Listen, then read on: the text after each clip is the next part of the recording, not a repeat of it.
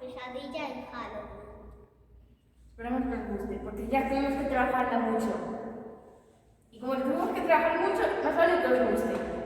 Si no, tendréis pesadillas hoy.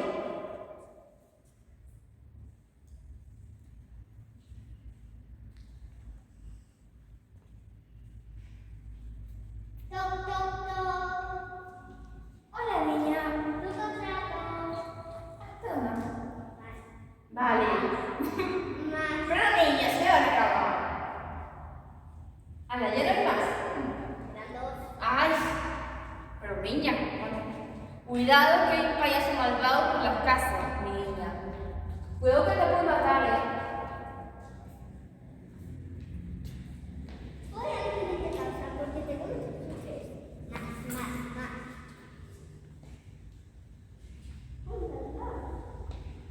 Magnífico.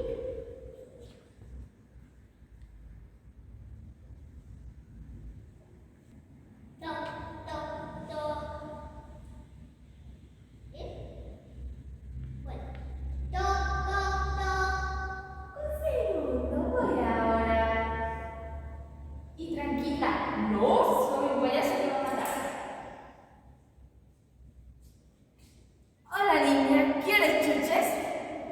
¡Entonces muere!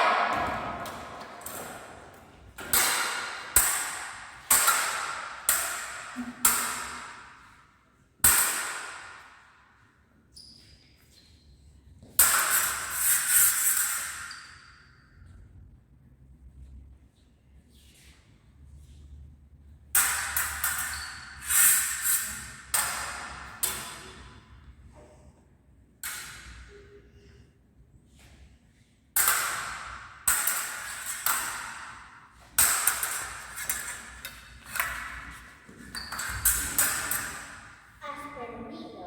No, todavía puedo matarte.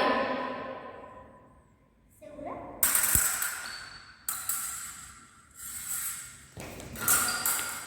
Así os quedáis. ¿Quién es el siguiente? Hola, somos Artai y Roy y nuestra obra se llama Batalla sin nombre.